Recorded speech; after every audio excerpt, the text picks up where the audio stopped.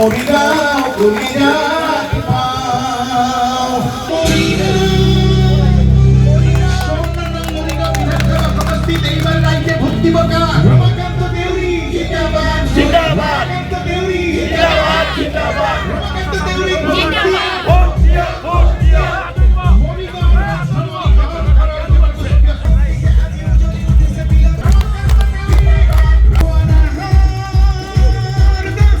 মাটিৰ জীবন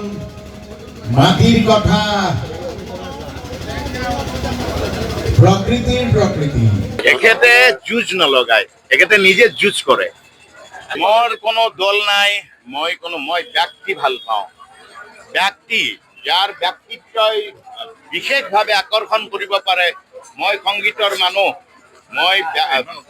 পাৰ্টি বা দল এটা সুকীয়া বস্তু আৰু দল সলাই দৌৰি ফুৰা মানুহ গোটেইখন আছে কিন্তু মই কেতিয়াৰ পৰা এখেতক লক্ষ্য কৰি আছো এখেত মাটিৰ মানুহ এখেতে কেতিয়াও মই কাকো এনেকুৱা কিছুমান বিশেষ এখেতৰ গুণ আছে কেতিয়াও মানুহক উপহাস কৰি কথা নাই কোৱা আজিলৈকে প্ৰথম কথা দ্বিতীয় কথা হ'ল এখেতে মাটিৰ মানুহ একেবাৰে এখন ভিতৰুৱা ঠাইৰ পৰা তেখেতে ষ্ট্ৰাগল কৰি সংগ্ৰামী জীৱনটোৱে এই মৰিগাঁও চহৰখনৰ মাজত নিজকে উপবিষ্ট কৰি মানুহৰ মাজত উপবিষ্ট কৰিবৰ সামৰ্থ্য হোৱা এই গুণখিনিয়ে মোক আকৰ্ষণ কৰিছে আৰু এইটো সময়ত এটা আমাৰ যুৱপুত্ৰও হৈছে আগতে ক্ষেত্ৰতো জানো বা মোকো জানো কিন্তু কথা হ'ল কি মই বিশেষ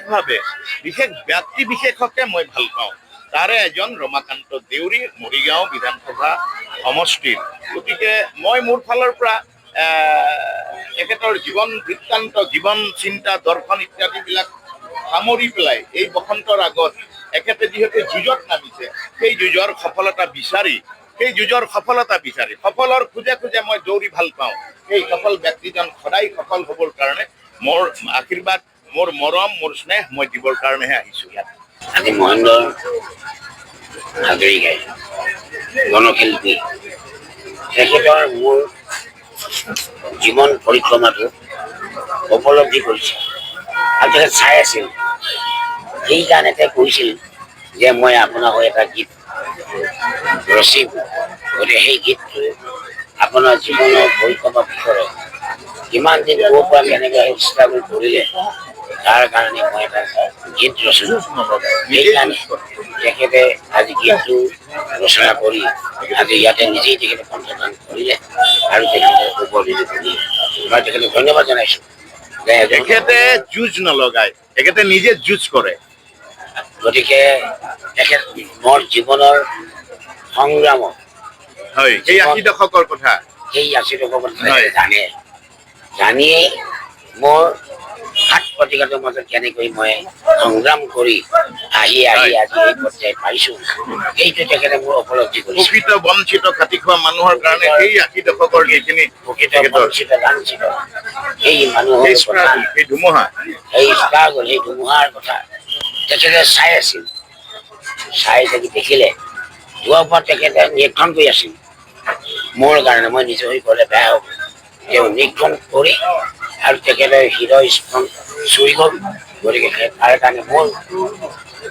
হৈ তেখেতে এটি গীত ৰচনা কৰিলে মই তেখেতক ধন্যবাদ জনাইছোঁ বহুতে ক'ব খুজিছে যে ৰমা দেউৰীয়ে হীৰাৰ সৃষ্টি কৰে নিকৃষ্ট ৰাজনীতি নকৰে এইটো আপুনি কিমান দূৰ মানিলে এইটো ৰাইজে কওঁ মই কি সেইটো ৰাইজলৈ থাকি দিছোঁ মই নিজে কোৱা কথাবিলাক মই যে চব প্ৰতি নিজে কওঁ তেতিয়া কেনেকুৱা হ'ব ৰাইজে বুজি পাব ৰাইজে চিন্তা কৰিব মোৰ কথাবিলাক জানিব ৰাইজে প্ৰকাশ কৰিব আপুনি বিচৰা বাতৰি পাব কেৱল নিউজ 18 এপত নিউজ 18 এপ ডাউনলোড কৰিবলৈ স্কেন কৰক এই QR কোড গুগল প্লে ষ্টৰতো পাব এই নিউজ 18 এপ